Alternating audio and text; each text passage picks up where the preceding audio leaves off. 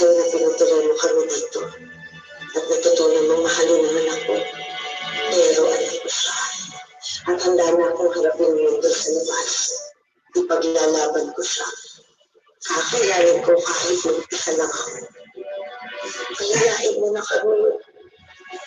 Nakikiusap ako sa iyo. Ina sa ina.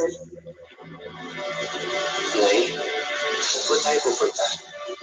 Doon sa pinagtatrabawan ko, makiusap mo na ako.